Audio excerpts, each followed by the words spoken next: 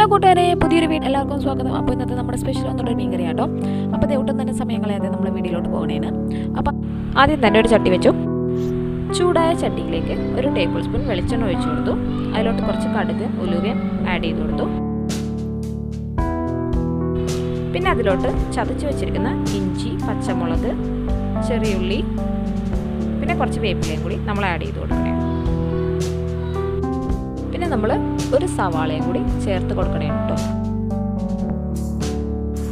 എല്ലാം കൂടി നന്നായിട്ടൊന്ന് മൂത്ത് വരുമ്പോഴേക്കും ഇതിലേക്ക് നമുക്ക് മഞ്ഞൾപ്പൊടിയും മുളക് പൊടിയും ചേർത്ത് കൊടുക്കാം. പിന്നെ ഞാനിവിടെ നല്ല പുളിയുള്ള പച്ച മാങ്ങ എടുത്ത് വെച്ചിട്ടുണ്ട് കേട്ടോ. അപ്പം അതും കൂടി ഇതിലോട്ട് നമുക്കൊന്ന് ഇട്ട് കൊടുക്കാം കേട്ടോ.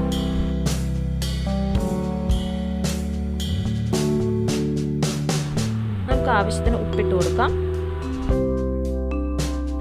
അപ്പോൾ ഫിഷ് ഇട്ട് കൊടുക്കുന്നതിന് മുന്നായിട്ട് നമ്മളിവിടെ ഇപ്പോൾ വെള്ളം ആഡ് ചെയ്യുന്നില്ല. പകരം ഒരു മുറി തേങ്ങയുടെ രണ്ടാം പാലാണ് ചേർത്ത് കൊടുക്കുന്നത്.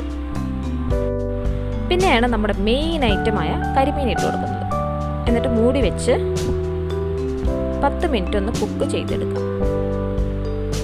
പിന്നെ എല്ലാവരും മറക്കാണ്ട് like, share, comment and subscribe ചെയ്യണേ.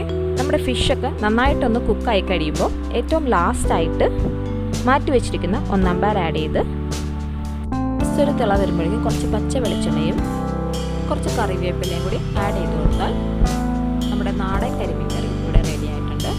അപ്പോൾ പുതിയൊരു വീഡിയോ ആയിട്ട് വരുന്നതിലേക്ക് till then bye and take care.